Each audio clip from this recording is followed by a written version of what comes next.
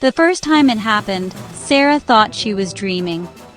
Her eyes opened to the red glow of her digital clock, 3:00 a.m. The apartment was silent, save for the hum of the fridge and a distant truck. She was alone, as always. Ready to drift back to sleep, she heard it, a whisper, soft as wind through leaves. Her name. Sarah.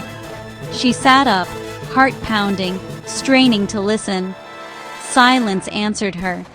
She tried to rationalize, maybe a neighbor, maybe the TV next door. Still uneasy, she checked the window and the locked door. Everything was normal, but the whisper echoed in her mind. She climbed back into bed, covers pulled tight. Just a dream, she repeated, forcing her eyes shut. Alone, safe, nothing to fear. But as she drifted off, one question lingered. What if it wasn't a dream? What if something had really called her name in the dead of night?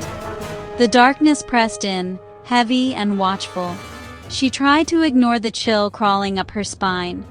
The city outside was oblivious, but her world had shifted. She lay awake, listening for another whisper. The silence felt different now, alive, expectant. She wondered if she'd ever sleep soundly again.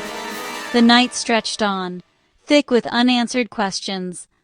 And somewhere in the quiet, something waited. Seemed foolish in daylight.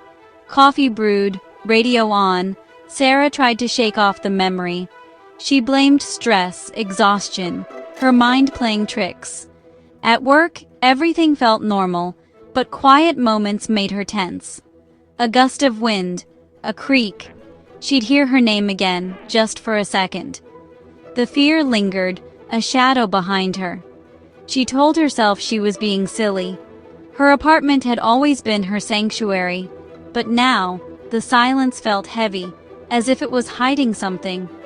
As night approached, she filled her home with light and sound. She called a friend, desperate for another voice. She built a fortress of noise against the dark. She hoped it would be enough. She dreaded the night's return. Watched the clock. 2:45, 2:52, 2:58. Her body tense, waiting.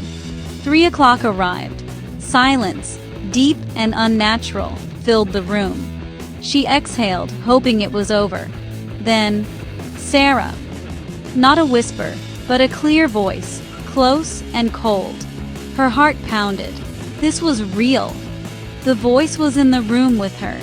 She froze, eyes darting through the shadows. Nothing was out of place, but the voice lingered. It was empty, chilling, and familiar. She listened, paralyzed as her heart thundered.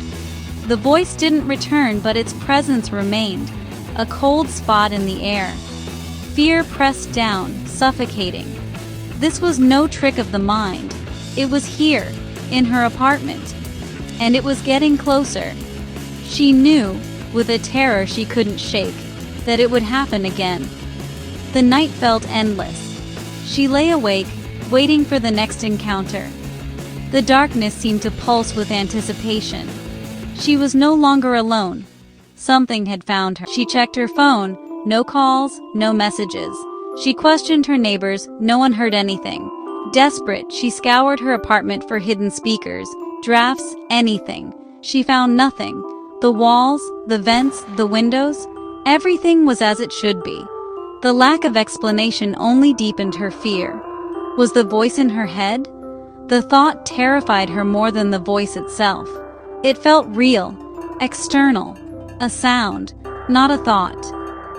Each night it grew louder, closer. She felt trapped, isolated by her own terror. Who would believe her? The sun set, and dread crept in. She was alone with her fear. The apartment felt smaller, the shadows longer. Night was coming, and so was the voice. I turned on every light, but the shadow seemed to move, stretching when I looked away. The TV and books couldn't distract me. Silence pressed beneath every sound. My phone was dead, though I'd charged it. Panic rose. My last link to the world was gone. I was utterly alone. The apartment felt like a sealed tomb. Time crawled. 1 o'clock, 2 o'clock. The cold intensified. I could see my breath. Usual sounds vanished. No fridge, no city noise. It was as if the world outside had disappeared. I sat, wrapped in a blanket, watching the clock. 3 o'clock was coming. I knew it was coming for me. I waited, powerless. 3 a.m. Silence.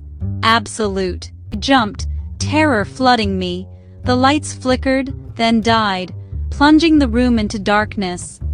Only moonlight remained, cold and faint. The cold was unbearable, like a freezer. The voice came again, guttural, from the bedroom. "Sarah, come here." My body moved without my will, drawn down the dark hallway. I was a puppet, pulled by invisible strings. The hallway stretched, darkness thick and suffocating. The cold radiated from the bedroom door. I wanted to run but couldn't. The voice had called and I was answering. Each step was a nightmare. I was powerless to resist. I reached my bedroom doorway and stopped. The cold and darkness were overwhelming.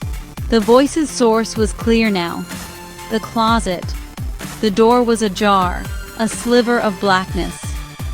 "Sarah, I'm in here," it whispered, coaxing and terrifying.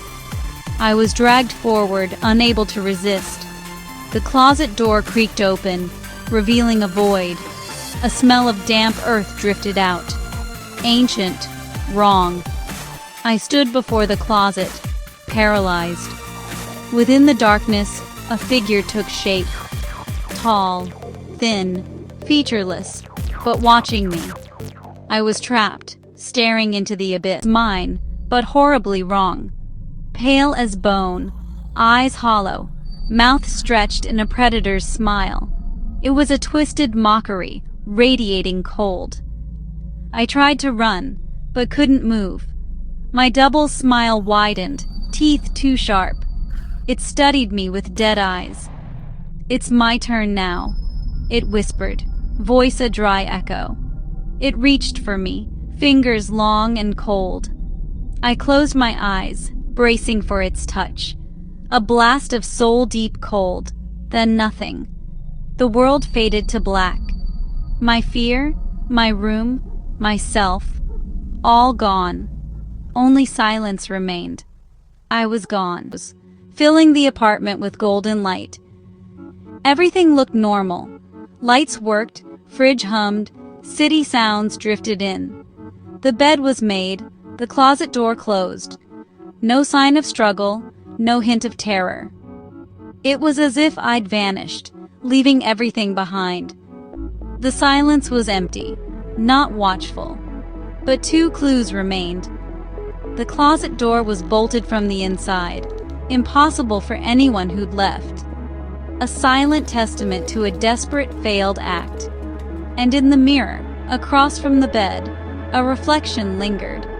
The room looked peaceful, the closet door closed, but in the mirror's reflection, a woman stood before the closet. Long brown hair, blue pajamas, she looked just like me. And in the cold glass, she was smiling. The apartment was normal, but something was fundamentally wrong. The story had ended, but the presence remained.